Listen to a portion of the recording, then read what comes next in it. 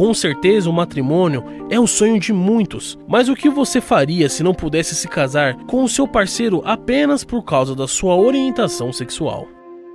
Essa é a realidade vivida por boa parte da comunidade LGBTI+, na maioria dos países.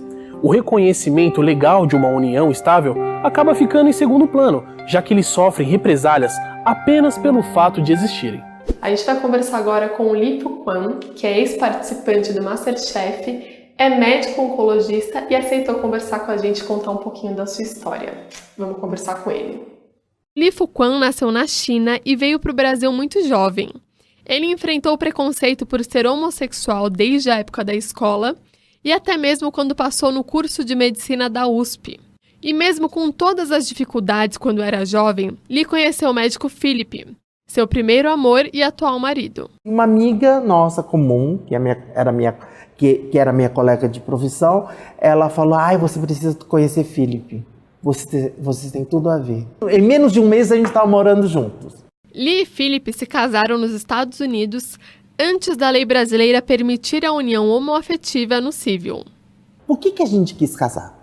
A gente quis casar por várias questões.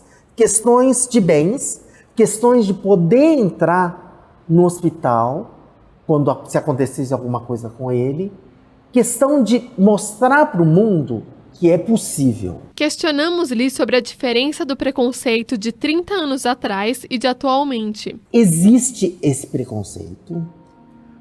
O preconceito não mudou em nada. Sinto muito, não mudou em nada. Muitos anos a igreja determinou como as pessoas deveriam se comportar nas suas respectivas intimidades, na sua vida sexual. Isso teve uma função para a humanidade. A mesma humanidade, depois de milênios de reencarnações, não se submete mais a esse controle. Porque se eu pensar a religião como algo que nos liga a Deus, então todos esses viés de preconceito se perdem. Porque se isso for errado, eu tenho que partir da premissa que Deus que erra. Se a religião determina só o que você deve ou não deve fazer, o que a religião está fazendo? Limitando o seu pensamento.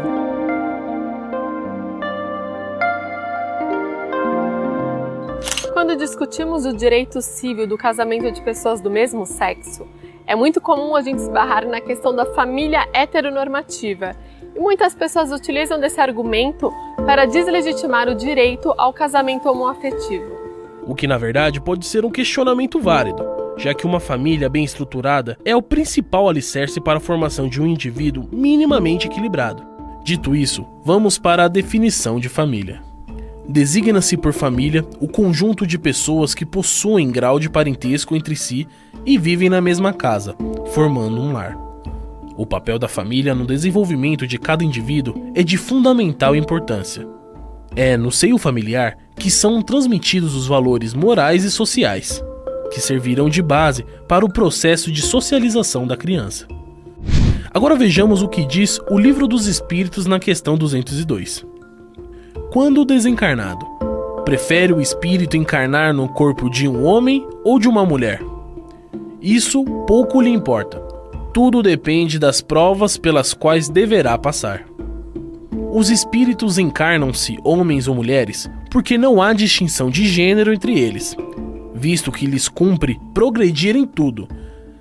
Cada sexo, como cada posição social, lhes proporciona provações e deveres diferentes. Aquele que fosse sempre homem saberia tão somente o que sabem os homens. Reencarnamos milhões de vezes, inúmeras, infindáveis vezes, e em cada reencarnação nós estamos inseridos dentro de um contexto, de um núcleo familiar. Então nós precisamos entender que nesse momento reencarnatório ele não é o único. O que é determinante é o ambiente saudável, afetivo, amoroso e de valores, éticas e princípios que essa criança pode ser educada. Ao observar esses trechos retirados do Pentateuco kardeciano, a única questão que fica é: por que ainda existem estudiosos da doutrina espírita que insistem em classificar a homossexualidade e a bissexualidade como uma disfunção grave do espírito? Ainda há espíritas, católicos, evangélicos, budistas, judeus, ateus, Que sim, porque isso é um ponto cego do ser humano.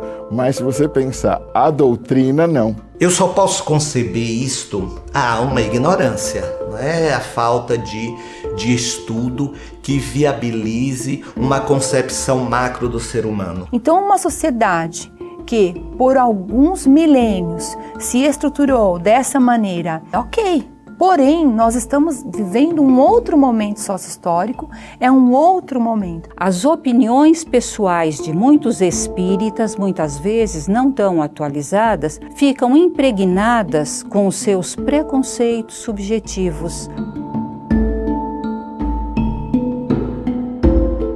O vereador que assumidamente declara ser contra as cotas raciais e o Dia da Consciência Negra também admite que não concorda com a militância LGBT que luta a favor do casamento homoafetivo dentro da igreja.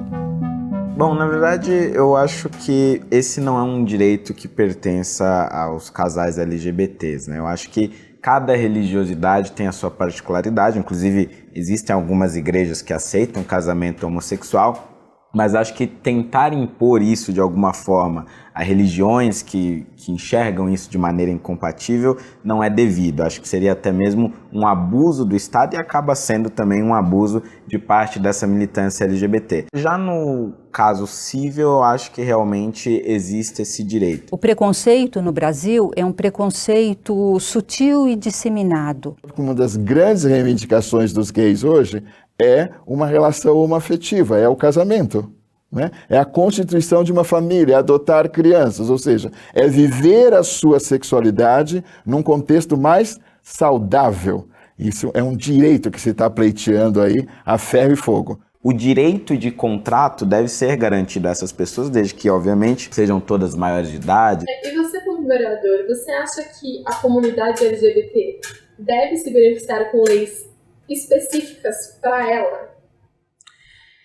Eu na verdade, eu sou muito contrário a qualquer tipo de lei segregacionista, né? Tanto do ponto de vista, por exemplo, racial, sou contra as cotas raciais, assim como sou contra leis específicas para LGBT, seja qual for elas. Eu acredito que quanto mais nós procurarmos nos tratar como iguais perante a lei, portanto, quanto mais as leis valerem de fato para todos e não para determinados grupos, mais respeito nós vamos alcançar. Bruna Gabriela sabe bem qual é o peso de viver em uma sociedade que pratica sistematicamente a violência contra a população LGBT+.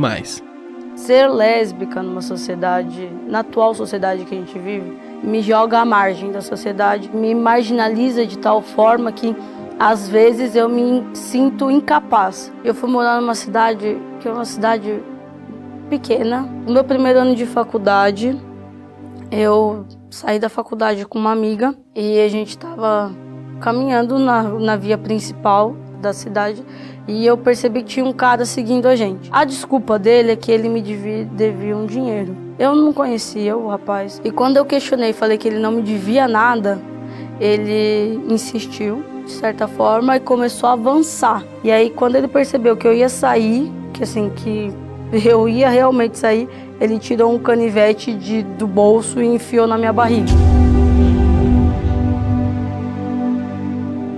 Existe, talvez no cerne da população brasileira, um desejo que incomoda muito e que precisa de alguma forma ser aplacado, por isso números alarmantes de violência. A violência que hoje vem se agravando, especialmente contra a população LGBT, é uma violência muito acirrada, porque é como se o diferente não tivesse direito a existir. Você pode estar andando, saindo da faculdade, e uma pessoa achar que tem a permissividade de te machucar de tal forma, por não se contentar com aquilo que viu. Segundo o Grupo Gay da Bahia, houve um aumento de 30% nos homicídios de LGBTs em 2017 em relação ao ano anterior, passando de 343 para 445 casos. Segundo o levantamento, a cada 19 horas um LGBT é assassinado ou se suicida, vítima da LGBTfobia. Segundo agências internacionais de direitos humanos, matam-se mais homossexuais no Brasil do que nos 13 países do Oriente e da África, onde há a pena de morte contra os LGBTs. O maior número de assassinatos, 56% deles, ocorrem em vias públicas. A pesquisa mostra ainda que, em geral, esses crimes ficam sem punição. A cada 4 homicídios, o criminoso foi identificado em menos de 25% das vezes. Enquanto espíritos, nós precisamos entender que trazemos alguns remanescentes de vidas passadas e não é por acaso que estamos inseridos dentro desse contexto onde todas essas minorias clamam de alguma maneira por acolhimento, por respeito e pelo exercício da dignidade. Uma explicação espírita é que o espírito guarda em si o germe da violência. E se ele está endereçando essa violência ao homossexual, é porque o homossexual naquele momento é o alvo.